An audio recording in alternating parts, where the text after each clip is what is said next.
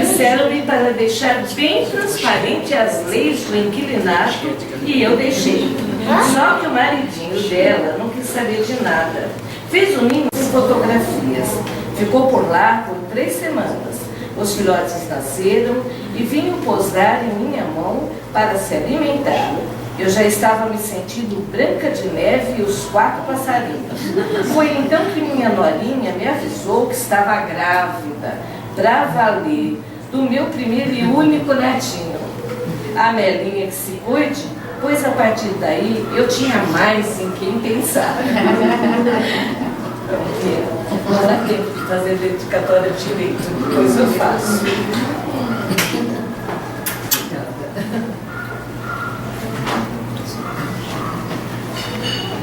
Então, essa história da minha norinha é muito engraçada. Posso ler? Não, vixe. Não, pode. O legal da família é que fornece minha as histórias. Norinha... Eu não tenho livro, né? A minha norinha... Se eu tiver história, tem livro. E... são casados, eu tenho uma neta. Só que o casamento deles não existiu. Como é que pode uma coisa dessas? Só esse meu filho mesmo. Foram 10 anos de namoro. Entre idas e voltas, brigas e juras de amor eterno. Eram 2 pombinhos apaixonados, se beijando de olhinhos fechados. Carícias para tudo quanto é lado. Eu os adorava. E no dia do casamento deles era a mais alegre mãe no altar. Ria das macaquices da dama de honra. Não parava um segundo sequer de mexer-se. Agonia total. Não era à toa que aquela menininha havia se lançado para fora da janela da perua aos 9 meses de idade, enquanto seu pai dirigia atentamente, sem correr, sem tirar os olhos da rodovia escura, durante uma noite em que voltavam para casa. Mas isso é uma outra história que fica para outro conto. O pajem, cópia fiel do meu filho quando criança, já estava até com uma parte da camisa para fora e outra para dentro da roupa cara. Eram as figurinhas mais arteiras e divertidas daquela cerimônia travessa, cujo padre mais parecia um motoboy, pego às pressas uma esquina qualquer. Errava o português culto que a ocasião requer, o tempo todo. Estava tão feliz que eu sequer o percebia. Depois de assinados todos os documentos do cartório, porque as cerimônias foram concomitantes, numa linda capela do Alphaville, entrecortada por árvores belíssimas, pás e flores naturais, embelezando o local, lá se foi o casal. Ainda emocionado para as fotos de praxe, lindas. O álbum ficou uma raridade. Ali documentou-se todos os momentos de emoção, desde a entrada triunfante da noiva, uma princesa em noite de gala, vestida de um lindo cor de palha, cravejado de pedras em brilho. Uma menininha tímida, que mal se sabia naquele véu de noiva que a ornamentava. Meu filho tremia no altar, à espera tão sonhada melodia do amor. Anos após, numa ida aparecida do norte, descobrimos que até promessa fizera para casar-se com aquela flor. Cerimônia finda, família todinha reunida, aplaudindo, testemunhando, assinando e documentando realmente as juras de amor eterno que ambos faziam para sempre. Nós nos encaminhamos para o salão de festas. Ali já estavam os pais da minha norinha, recepcionando os convidados quando cheguei. O evento transcorreu a 1000 maravilhas até a chegada da torcida corintiana, amigos do noivo, que tomaram conta do salão, ao contrário do que todos imaginavam, até que se comportaram perfeitamente bem. Afinal, tudo que meu filho fazia tinha sempre um ponto negativo.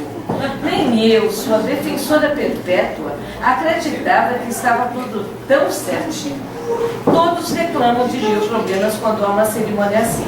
No nosso caso, a festa foi maravilhosa, alegre como só eu podia estar, feliz como só eu podia me encontrar.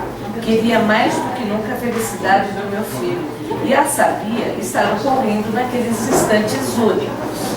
Muitos convidados trouxeram presentes e os levaram ao salão de festas, por conta da ausência de tempo costumeira dos habitantes dessa louca cidade de São Paulo. Na saída, enchemos 2 carros, o nosso e o da irmã da minha norinha. Carregamos tudo para o apartamento deles e, é claro, o casal a tiracolo. Só que ele foi comigo e ela com a irmã. Logo de cara, a separação. Sem querer, sem perceber, estávamos eu, a irmã e o cunhado invadindo a privacidade da noite de núpcias do casal. Primos haviam dado um presente, uma caixa fechada, pesada demais, com um tic-tac estranho. Ficamos curiosos e resolvemos abrir somente aquele presente. E o fizemos. Não era a bomba do Bin Laden, que rindo apelidamos. Apenas um simples relógio de parede, uma pedra talhada, um enfeite especial. A essa altura, 2 horas da manhã, a noiva já estava sem véu, sem sapatos e louquinha para tirar aquele vestido. Meu filho não conseguia abrir os botões. 42, por sinal. Ela pediu ajuda à irmã e chamou o marido, que solicitou auxílio a mim. E eu consegui metade dos botões abertos, quando me dei conta de que eu, a sogra, estava sendo sogra. Não, nem nos piores pesadelos da coitadinha da noiva poderia haver uma sogra em sua noite de núpcias. Fechei tudo rapidamente e fomos embora, praticamente correndo. Não sem antes dar a meu filho alguns documentos, a mim entregues pelo rapaz do cartório, que deveriam ser levados para o local exato em tempo hábil, conforme legislam as leis em vigor. Lembro perfeitamente que meu filho os colocou no bolso do paletó da roupa de casamento. Não tem culpa, eu dei os documentos para ele. O culpado foi a noiva, com aquele vestido de 80 botões. Dia seguinte, soube que perderam um tempão com aqueles botões e que dormiram intenso e profundamente, até nós nos acordarmos com um telefonema na madrugada, avisando que iríamos levá-los ao aeroporto para a viagem a Natal, que já estava devidamente paga e programada. A despedida foi linda demais. Felicidades e sorrisos alegres. 10 dias depois, casal de volta, queimados pelo delicioso sol do Nordeste, sorrisos lindos nos lábios, felizes como nunca. Até hoje eles estão assim, graças a Deus. E mais uma vez, família reunida para recepcioná-los e trocarem de lugar para todos verem as fotografias da viagem, o vídeo do casamento e o álbum, com fotos uma mais linda que a outra, documentando o casamento que não houve. Como? Que história é essa? Simples assim. Havia um prazo para a entrega dos documentos que foi excedido. Além disso, cadê os documentos? Desapareceram dentro da roupa lavada, entregue pela irmã à loja de aluguel. Resultado? Tiveram que esperar 2 meses para as tramitações costumeiras, irem ao cartório e realmente se casar, como manda a lei. Nossa Senhora Aparecida teve que ser homenageada por meu filho duplamente. Que amor lindo dele por ela, hein? Casou-se e casou-se. Só que teve que aguentar e ainda aguenta as brincadeiras da família, que jamais entende as datas do álbum, dos convites, com a inexatidão dos documentos oficiais. Pior foi o sogro perdoar, que o genro lhe passou a perna, levando sua filha para o leito nupcial sem casar. Tudo quanto é Natal, pegam no pé dos dois. Aí o sogro fala um monte, né? E ele tem que aguentar. Então, é isso aí. Mas a culpada foi você, viu, sogro? Você não tinha nada que usar um vestido de 80 botões. Só não entregou os documentos. Foi contestada.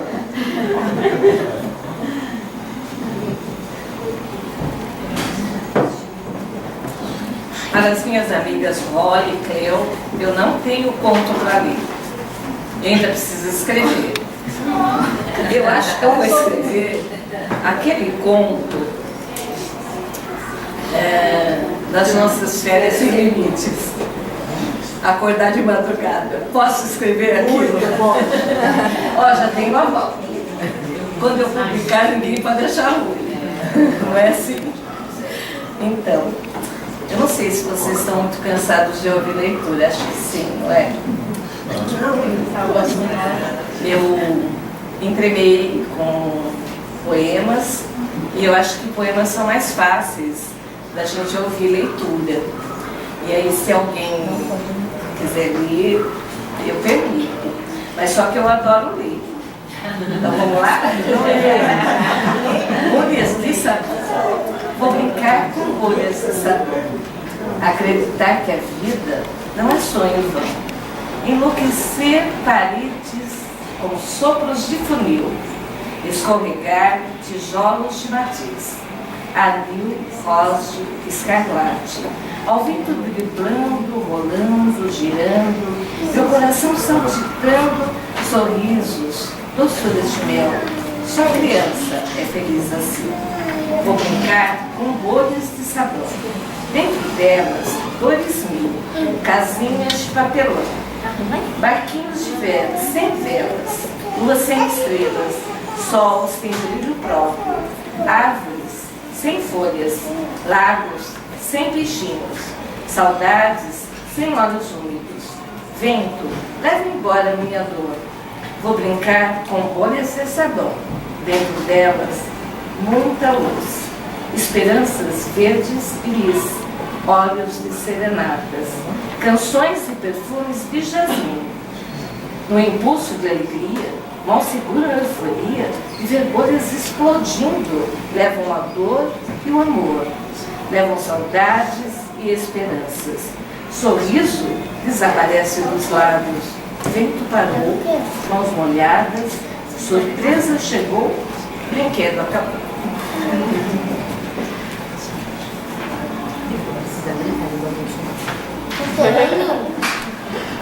No livro, atrás,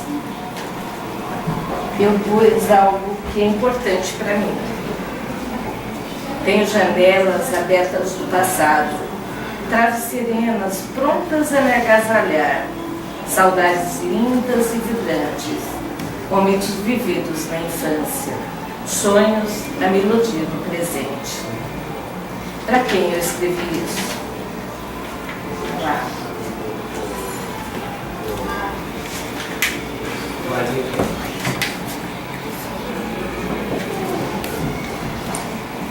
A maioria das casas da nossa rua não possuíam ainda luz elétrica, nós sim.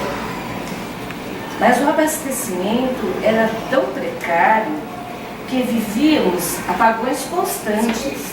Éramos então obrigados a nos iluminar à luz de vela, momentos lindos. Meu pai brincava de magia.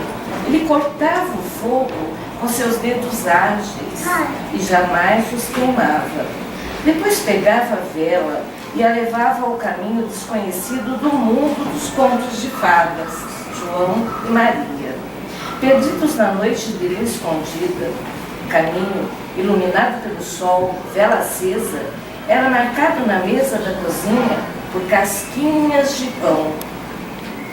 Eu fingia ser o passarinho que as pegava, para levar ao ninho e dar aos filhotes o abençoado jantar. Os dois irmãos jamais conseguiram voltar, por conta de que eu, passarinha, as comia. Chegávamos a desligar a luz elétrica só para brincar de magia à luz de vela. Era tudo tão lindo e eu fico de novo feliz, só de lembrar. Quando a luz voltava, não havia na mesa nenhum vestígio das casquinhas de pão abençoadas. Até hoje, amo esse lance do pão francês. Sei que é vestígio da minha infância, povoada de palavras, de sons, de sonhos, que meu pai carinhosamente me curtia.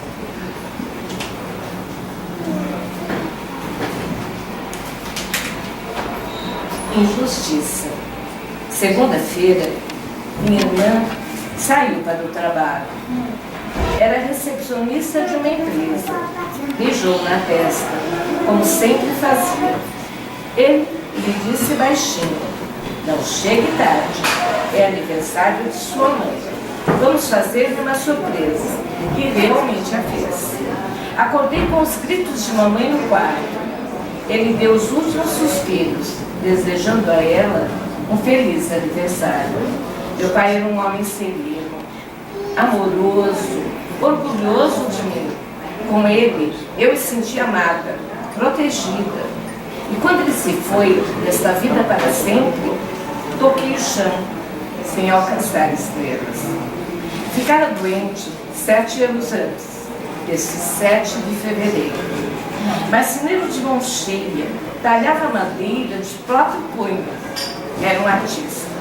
Fazia móveis lindos, ganhava muito bem. Tínhamos uma casa boa, bem mobiliada, geladeira, fogão a gás.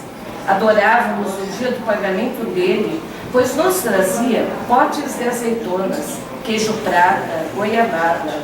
Era festa em casa, mas sempre tem um mas. A fábrica não tinha equipamentos de antipoluição e aquele pozinho insuportável foi se alojando nos seus pulmões, impedindo de respirar livremente. Ele foi o líder dos operários até daquela greve, cujo panfleto eram os pedidos de melhores condições sanitárias dentro da fábrica. O mesmo desejo que o colocou nas mãos da justiça era sua necessidade básica. Paradoxo da injustiça. Perdeu o trabalho, que tanto amava por estar tendo tempo e saúde para o ganha-pão. Naquele tempo, carteira assinada, quem a perdia não conseguia mais emprego. E além dele, papai estava perdendo a saúde e a vida. Tínhamos um cachorro, o Nero, amigo fiel. Onde papai estava, podiam-se ver os seus pelos marrons brilhando ao sol, ou escondido atrás da sua cadeira de balanço. Uma semana após a sua morte, mamãe decidiu colocar a capa cinza e o chapéu de couro que tanto papai usara ao sol, pretendia dar de presente a um tio. Pendurados no varal, o vento os balançava, num ritmo frenético de dor. Nero se aconchegou. Ali pertinho ficou chorando. Difícil imaginar um cachorro chorando, mas o Nero chorou. Assim, foi o que eu pensei. Todos nós queremos ser felizes, mas entre a metamorfose e o voo só há intervalos. E nesses intervalos é que a gente é feliz. Eu perdi meu pai muito cedo e ele era essa coisa linda que eu estou mostrando aqui, não é verdade? Zezinho. Zezinho era um homem maravilhoso. Então eu tenho essas janelas abertas do passado que podem nos trazer esses momentos de conforto para o meu coração. Eu sou feliz. Eu posso dizer que eu sou feliz, né? Porque eu perdi meu pai muito cedo, mas eu ganhei o Teodoro, eu ganhei o tio Virgílio, por isso que eu estou aqui fazendo em homenagem para essas pessoas que são significativas. Na verdade, eu acho que, como eu tinha falado no princípio, a respeito do ego, né, que a gente quer publicar um livro, quer mostrar, quer ter um sarau, quer ler para os amigos, quer convidar os amigos, que a gente faz isso porque a gente quer o ego reforçado. Eu assumo isso, mas eu acho que antes desse ego, o que tenho mais forte é o meu agradecimento à vida, aos meus amigos, aos meus tios que estão sempre do meu lado, aos meus amigos, né, Leo? A vocês todos que sempre estão do meu lado aí na vida, viu, Julinho? Então, eu acho assim que se eu continuar lendo, fica muito cansativo. Então, vamos curtir, comer, conversar. tá bom? E aí eu quero escrever para vocês, dar o meu autógrafo. Para ler eu não posso, porque eu não aguentei e me impressionei e levei para você, né? Então não posso te dar autógrafo. Já tem Mas tem mais gente que eu posso. Então vamos lá. Estejam assim, à vontade. Podem curtir, né, o momento aqui. Fiquem bem à vontade, tá bom? Sirvam-se.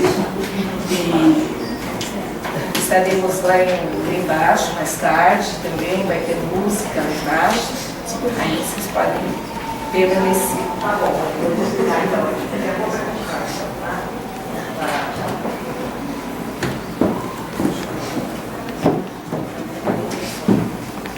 Por que eu quero fazer um sarau e convidar as pessoas? Então, isso é para o meu ego. Aí é mesmo. Até escrevi isso para a Maria. Não sei se a Maria chegou a ler. Aí eu escrevi para a Maria ontem. É para o meu ego, sim. Porque eu poderia escrever, não publicar. Eu poderia escrever ou ler, ter um conto bem pequenininho que um dia eu escrevi antes do meu neto nascer, era para o meu neto. Mas eu li para a Bia. Falei, olha Bia, o que eu escrevi, porque foi ela que me deu a ideia de...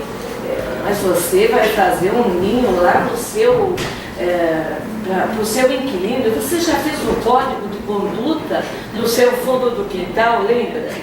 Que uma vez se eu tinha criado o código de conduta, quer dizer, como é o nosso relacionamento, como são as pessoas, como são a nossa convivência com essas pessoas, a nossa época, o nosso jeito de viver, a gente tem que transmitir isso para os que virão. Então tem que deixar escrito alguma coisa na vida, né? Eu poderia escrever, poderia publicar, guardar e não fazer nada, não fazer o sarau, não fazer esse momento lúdico de estarmos juntos, tal. Agora isso é para o meu ego, mas é também para a gente ter esse espaço de falar sentimentos. Porque quantas vezes a gente tem os sentimentos guardados lá dentro e não tem a coragem de falar, não tem a oportunidade de falar para o outro, eu te amo, né? A gente esquece de falar isso. Então hoje eu estou aqui mostrando para vocês o nosso espaço. Um dos nossos pontos é para nós, viu, Bia? É para nós que fomos, Hilda. Só que você não estava no tal avião que a gente perdeu. Mas todo mundo sabe da história do avião perdido. Né? E aí, eu sempre falava, eu vou escrever esse conto. Eu vou escrever esse conto. Cadê você? E aí fica aquela história. Vou. Cadê você? Porque o voo acabou. Que não deu certo. E eu pus o título, que a gente brincávamos muito desse jeito, né? Que aquele passeio não deu certo. E eu fiz a história estar assim, bem divertida. Aí não vou ler, porque é muito longo, não dá tempo de ler esse conto. Então vamos lá. Eu estou assim, imensamente feliz porque a Soninha, a Hilda, vocês vieram diretamente da Itália para cá, né? Então, muito gostoso isso, ter vocês por aqui.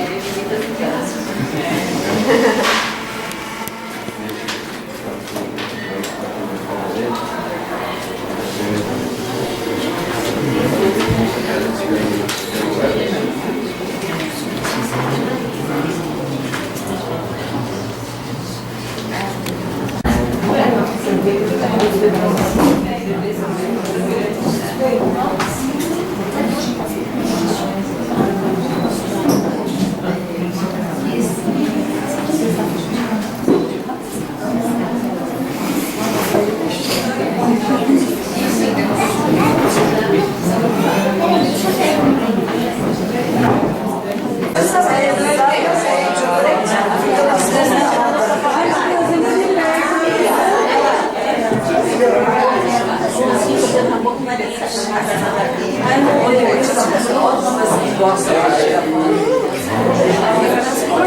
Ai, meu Deus. Ela é nem sei mais o que deixa aí.